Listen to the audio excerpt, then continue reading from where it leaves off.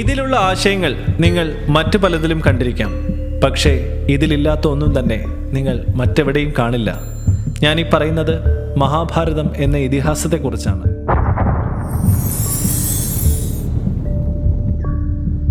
ഇത്രത്തോളം ജീവിതഗന്ധിയായ ഇന്നത്തെ സാമൂഹിക ചുറ്റുപാടുകളിൽ പോലും തിരഞ്ഞാൽ കണ്ടെത്താൻ കഴിയുന്ന കഥാപാത്രങ്ങളും കഥാസന്ദർഭങ്ങളും കൊണ്ട് സമ്പന്നമാണ് ഈ ഇതിഹാസം. മഹാഭാരതത്തിൽ ഇന്നത്തെ രാഷ്ട്രീയക്കാരോട് സാമ്യം പുലർത്തുന്ന വ്യക്തിവിശേഷമുള്ള ഒരാളുണ്ട്. ഇത് കേൾക്കുമ്പോൾ തന്നെ നിങ്ങളുടെ മനസ്സിലേക്ക് ഒരു പേരെത്തിയിട്ടുണ്ടാകും. ആരാണെന്ന് മനസ്സിലായോ?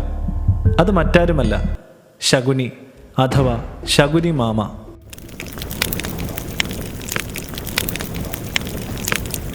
ദുര്യോധനനും ദുശാസനനും ശേഷം മഹാഭാരതത്തിലെ ഏറ്റവും വലിയ പ്രതിനായക കഥാപാത്രങ്ങളിൽ ഒരാളാണ് ഇദ്ദേഹം. മഹാരഥന്മാരിൽ ഒരാളായ ശകുനിയുടെ വ്യക്തിത്വത്തിൻ്റെ ഏറ്റവും വലിയ പ്രത്യേകതയാണ് കുതന്ത്രങ്ങൾ ആവിഷ്കരിച്ച് ശത്രുവിനെ ചതിയിലൂടെ കീഴ്പ്പെടുത്താനുള്ള നൈസർഗികമായ വാസനാബലം. പക്ഷേ ഈ കുതന്ത്രങ്ങൾ മാത്രമാണോ ദുര്യോധനന് ശകുനി ഇത്ര പ്രിയപ്പെട്ടവനാക്കി തീർത്തത്? പാണ്ഡവർക്കും കൗരവർക്കും ഏറെ ബഹുമാന്യനായ വ്യക്തി കൂടിയായിരുന്നു ശകുനി മാമ. ആരായിരുന്നു യഥാർത്ഥത്തിൽ ശകുനി? മഹാഭാരതത്തിലെ പ്രധാനപ്പെട്ട പ്രതിനായക കഥാപാത്രമായി ശകുനി മാറാനിടയായ സാഹചര്യത്തെക്കുറിച്ചും അതിന് അദ്ദേഹത്തെ പ്രേരിപ്പിച്ച ഘടകങ്ങളെക്കുറിച്ചും നമുക്ക് ഒന്ന് പഠിച്ചാലോ?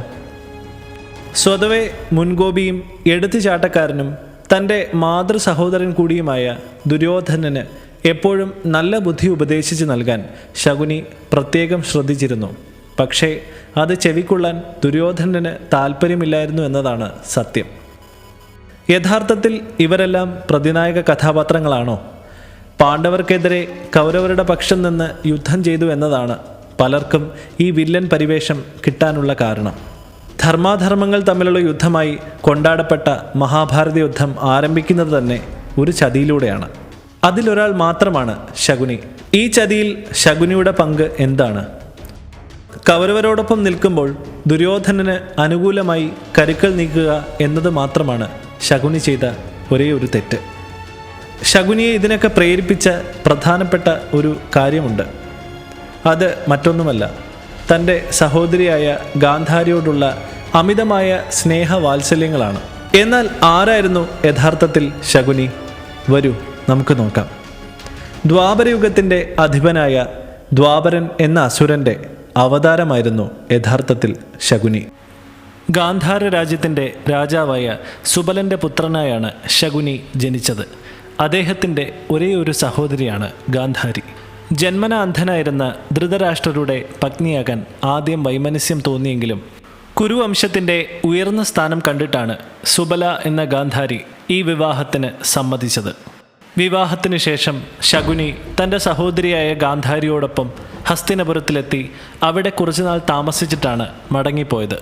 ഗാന്ധാരിയോടുള്ള ശകുനിയുടെ ആത്മബന്ധം വ്യക്തമാക്കുന്ന സന്ദർഭം കൂടിയാണിത്. അന്ധമായ പുത്രസ്നേഹമാണ് ധൃതരാഷ്ട്രരുടെ വഴിതെറ്റിച്ചതെങ്കിൽ അന്ധമായ സഹോദരീ സ്നേഹമാണ് പാണ്ഡവരുടെ നാശം ആഗ്രഹിച്ച് അനന്തരവനായ ദുര്യോധനനോടൊപ്പം ശകുനി നിലകൊള്ളാൻ കാരണം. ഗാന്ധാരി ആകട്ടെ ഭർത്താവായ ധൃതരാഷ്ട്രരോടുള്ള ഭക്തി കൊണ്ട് തൻ്റെ കണ്ണുകൾ സ്വയം തുണികൊണ്ട് മൂടിക്കെട്ടി അന്ധത വരിച്ചിരുന്നു. ഈ പ്രവൃത്തി ശകുനിയെ ഏറെ വേദനിപ്പിച്ചു. തൻ്റെ സഹോദരിയെ പരിചരിക്കാനായി ഇടയ്ക്കിടെ ഹസ്തിനപുരിയിൽ പോയി താമസിക്കുന്ന പതിവ് ശകുനിക്കുണ്ടായിരുന്നു. പാണ്ഡവരുടെ മാതൃ സഹോദരനായ കൃഷ്ണൻ ഇതിഹാസത്തിലുടനീളം അവരെ ആയുധമെടുക്കാതെ സഹായിക്കുന്നുണ്ട്. ശ്രീകൃഷ്ണന് പാണ്ഡവരോടുള്ള അതേ ആഭിമുഖ്യമായിരുന്നു ശകുനിക്ക് കൗരവരോടും ദുര്യോധനനോടും ഉണ്ടായിരുന്നത്. എന്നാൽ ഇവിടെ ഒരേ ഒരു വ്യത്യാസമേ ഉള്ളൂ. ശ്രീകൃഷ്ണൻ ധർമ്മത്തിൻ്റെ വഴികാട്ടിയായി നിലകൊണ്ടപ്പോൾ ശകുനി അധർമ്മത്തിൻ്റെ വഴിയാണ് കാണിച്ചു കൊടുത്തത്. അത് കൗരവരെ നാശത്തിലേക്ക് നയിക്കുകയും ചെയ്തു. മറ്റൊന്നുകൂടിയുണ്ട്. മഹാഭാരതത്തിൻ്റെ ആഖ്യാനം രൂപപ്പെടുത്തുന്നതിൽ മാതൃകുടുംബങ്ങളുടെ സ്വാധീനം ഇതിൽ നിന്ന് വളരെ വ്യക്തമാണ്. അതുപോലെ തൻ്റെ അനന്തരവനായ ദുര്യോധനൻ തന്നെ കുരു സാമ്രാജ്യത്തിൻ്റെ അടുത്ത ചക്രവർത്തിയാകണമെന്ന് ശകുനിക്ക് ഏറെ നിർബന്ധമുള്ള കാര്യമായിരുന്നു. അത് സംഭവിക്കാനായി ദുര്യോധനൻ്റെ ഒപ്പം നിന്ന് എല്ലാ സഹായങ്ങളും ശകുനി ചെയ്തു കൊടുത്തു. പാണ്ഡവരുടെയും കൗരവരുടെയും പിതാമഹനായ ഭീഷ്മരോട് ചെറുപ്പം മുതൽക്കേ തന്നെ അടങ്ങാത്ത പക ശകുനി മനസ്സിൽ സൂക്ഷിച്ചിരുന്നു. ആ പകയ്ക്ക് കാരണമായ ഒരു കഥയുണ്ട്. ആ കഥ എന്താണെന്ന് നമുക്ക് കേട്ടാലോ? ഹസ്തിനപുര സാമ്രാജ്യത്തിൻ്റെ ചക്രവർത്തി പദം താൻ ഒരിക്കലും ആഗ്രഹിക്കില്ല എന്ന് തൻ്റെ പിതാവായ ശന്തനുവിൻ്റെ മുന്നിൽ വെച്ച് ഭീഷ്മർ ശപഥം ചെയ്തിരുന്നു. എന്നാൽ കുരു സാമ്രാജ്യം മുന്നോട്ട് നയിക്കാൻ പാണ്ഡുവിനും ധൃതരാഷ്ട്രർക്കും ശേഷം അനന്തരാവകാശികൾ ഉണ്ടാകേണ്ടത് അനിവാര്യമായതിനാൽ തൻ്റെ സഹോദരങ്ങൾക്ക് അനുയോജ്യരായ വധുക്കളെ അന്വേഷിച്ച് സൈന്യവുമായി ഭീഷ്മർ അയൽരാജ്യങ്ങളിലേക്ക് പുറപ്പെട്ടു. അങ്ങനെ ഗാന്ധാര രാജ്യത്തെത്തിയ ഭീഷ്മർ അവിടുത്തെ രാജാവായ സുബലനോട് പുത്രിയായ ഗാന്ധാരിയെ ധൃതരാഷ്ട്രർക്ക് നൽകണമെന്ന് ആവശ്യപ്പെട്ടു. എന്നാൽ ജന്മന അന്ധനായിരുന്ന ധൃതരാഷ്ട്രർക്ക് തൻ്റെ പുത്രിയെ നൽകാൻ സുബലന് താല്പര്യമില്ലായിരുന്നു. മറിച്ച് പാണ്ഡുവിന് നൽകാം എന്ന് ഭീഷ്മരോട് പറഞ്ഞു. അങ്ങനെ അവർ തമ്മിൽ തർക്കമായി. ഭീഷ്മർക്ക് തൻ്റെ ശക്തിയിലുള്ള വിശ്വാസവും കുരു സാമ്രാജ്യത്തോടുള്ള അചഞ്ചലമായ വിശ്വാസ്യതയും കൊണ്ട് സുബലനെ യുദ്ധത്തിൽ പരാജയപ്പെടുത്തി ഗാന്ധാരിയെ ധൃതരാഷ്ട്രർക്ക് തന്നെ ഭീഷ്മർ വിവാഹം ചെയ്തു നൽകി. ഭീഷ്മരോട് യുദ്ധത്തിൽ പിണഞ്ഞ ഈ തോൽവി ശകുനിയുടെ മനസ്സിൽ ഒരു മുറിവായി അവശേഷിച്ചു. അപമാനിതനായ സുബലൻ തൻ്റെ പുത്രനായ ശകുനിയോട് ഏതെങ്കിലും കാലത്ത് അവസരം ലഭിക്കുമ്പോൾ ഭീഷ്മരോട് പകരം ചോദിക്കണം എന്ന് ശകുനിയോട് ആവശ്യപ്പെടുന്നു. ഹസ്തിനപുരം സിംഹാസനത്തിനോട് വിധേയപ്പെട്ടിരുന്ന ഭീഷ്മർക്ക് എന്നും പ്രിയപ്പെട്ടവർ പാണ്ഡവരായിരുന്നു. താൻ മനസ്സുകൊണ്ട് വരിച്ച ധർമ്മത്തിനോടൊപ്പം എന്നും നിലകൊള്ളുന്നു എന്നതുകൊണ്ടാണ് പാണ്ഡവർ ഭീഷ്മർക്ക് ഏറെ പ്രിയപ്പെട്ടവരായത്. അധർമ്മിയായ ദുര്യോധനോടൊപ്പം ചേർന്ന് പാണ്ഡവരെ ദ്രോഹിക്കുന്നതിലൂടെ ഭീഷ്മരോടും ശകുനി ഒരു തരത്തിൽ യുദ്ധം ചെയ്യുകയായിരുന്നു. പാണ്ഡവരെ കള്ളച്ചൂതിൽ തോൽപ്പിച്ച് ദ്രൗപദി അപമാനിതയാകാനും വനവാസവും അജ്ഞാതവാസവും അനുഷ്ഠിക്കാനും പാണ്ഡവർക്ക് വിധിയൊരുക്കുന്നതും ശകുനിയുടെ കുതന്ത്രങ്ങളാണ്. എന്നാൽ നമ്മളൊന്നും കാണാത്ത മറ്റൊരു മുഖം കൂടി ശകുനിക്കുണ്ടായിരുന്നു. ശ്രീകൃഷ്ണൻ കൂടെയുള്ള പാണ്ഡവരുടെ ശക്തിക്ക് മുന്നിൽ ദുര്യോധനൻ അപ്രസക്തനാണ് എന്ന് ശകുനിക്ക് നന്നായി അറിയാമായിരുന്നു. അത് വ്യക്തമാക്കി കൊടുത്ത ഒരു സന്ദർഭവുമുണ്ടായി. കൗരവരും ഗന്ധർവന്മാരും തമ്മിലുണ്ടായ യുദ്ധത്തിൽ ദുര്യോധനൻ ഗന്ധർവന്മാരുടെ കാരാഗൃഹത്തിൽ അടയ്ക്കപ്പെടുന്നു.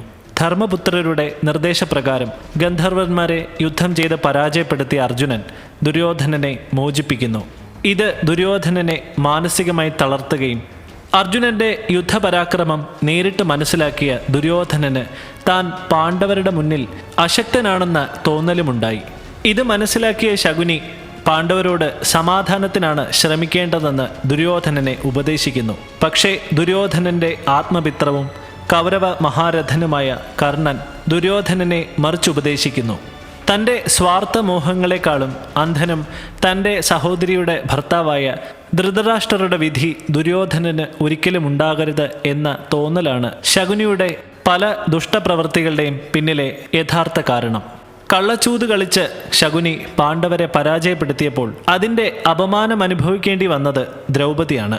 ദുശാസനന്റെ കൈകൾ കൊണ്ട് വസ്ത്രം അപഹരിക്കപ്പെട്ട് കൗരവസഭയിൽ പൊട്ടിക്കരഞ്ഞ ദ്രൗപദിയുടെ മുഖം പാണ്ഡവർക്ക് മറക്കാൻ കഴിയില്ലായിരുന്നു. തങ്ങളെ ക്രൂരമായി ചതിച്ച ശകുനിയോടായിരുന്നു പാണ്ഡവരുടെ മുഴുവൻ പകയും.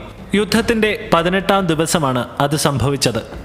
തങ്ങളുടെ നിർഭാഗ്യത്തിന് കാരണക്കാരനായ ചതിയനായ ശകുനിയെ വധിക്കാനുള്ള നിയോഗം ഇളയവനായ സഹദേവനായിരുന്നു. മഹാഭാരത യുദ്ധത്തിന്റെ സമാപന ദിവസം ശകുനിയെയും പുത്രനായ ഉലൂകനെയും പാണ്ഡവർ ആക്രമിച്ചു. ഇതറിഞ്ഞ ദുര്യോധനൻ ശകുനിയെ സംരക്ഷിക്കാനായി സൈന്യവുമായി ഓടിയെത്തി. എന്നാൽ ഭീമസേനൻ തൻ്റെ നേർക്ക് എല്ലാ യുദ്ധവും തിരിച്ചു വിട്ടുകൊണ്ട് ഇവരെ തടഞ്ഞു നിർത്തി. ഈ സുവർണാവസരത്തിലാണ് തൻ്റെ പ്രതിജ്ഞ നിറവേറ്റാനുള്ള അവസരം സഹദേവന് ലഭിച്ചത്. തൻ്റെ വാളുപയോഗിച്ച് ശകുനിയുടെ ശിരസറുത്ത് സഹദേവൻ പാഞ്ചാലിയുടെ കണ്ണുനീരിനുള്ള മറുപടി നൽകി.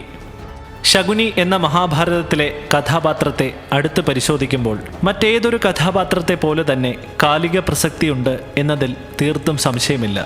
രാജ്യം ഭരിക്കുന്ന ദുര്യോധനനോടൊപ്പം ചേർന്ന് ശകുനി കാണിച്ചു കൊടുത്ത നെറികേടിൻ്റെയും സ്വജനപക്ഷപാതത്തിൻ്റെയും വഴികൾ ഒരിക്കലും ഒരു യഥാർത്ഥ ഭരണാധികാരിക്ക് ചേർന്നതല്ല. എന്നാൽ നിർഭാഗ്യവശാൽ ശരശയ്യയിൽ കിടന്നുകൊണ്ട് ഭീഷ്മ പിതാമഹൻ ധർമ്മപുത്രർക്ക് ഉപദേശിച്ചു കൊടുത്ത യഥാർത്ഥ തത്വങ്ങളല്ല ഇന്ന് ഒരു ഭരണാധികാരിയും പിന്തുടരുന്നത്. മറിച്ച് ശകുനിയുടെ വഴികളാണ്. അതിനുള്ള ഉത്തരവും മഹാഭാരതത്തിലുണ്ട്. ഇത് കലികാലമാണ്. കലികാലത്തിൽ സത്യത്തെക്കാളും അധർമ്മത്തിനും അസത്യത്തിനുമാണ് സ്ഥാനം. പക്ഷേ നമുക്ക് ചെയ്യാൻ കഴിയുന്ന ഒരു കാര്യമുണ്ട്. ശകുനിയെപ്പോലുള്ള ഭരണാധികാരികളെ തിരിച്ചറിഞ്ഞ് അവർ ഭരണസിരാ കേന്ദ്രങ്ങളിലേക്ക് എത്തുന്നത് തടയാനായി ഇത്തരം വ്യക്തികളെപ്പറ്റിയുള്ള പഠനങ്ങൾ നമുക്ക് ഉപകാരപ്രദമാകട്ടെ. ശകുനിയെക്കുറിച്ച് ഇന്നത്തെ അധ്യായത്തിൽ പറഞ്ഞ കാര്യങ്ങൾ കേട്ടപ്പോൾ നിങ്ങളുടെ മനസ്സിലേക്ക് ഓടിയെത്തിയ മറ്റു കാര്യങ്ങളും ഇതിനെക്കുറിച്ചുള്ള അഭിപ്രായങ്ങളും ഈ കമൻറ്റ് ബോക്സിൽ രേഖപ്പെടുത്തണം.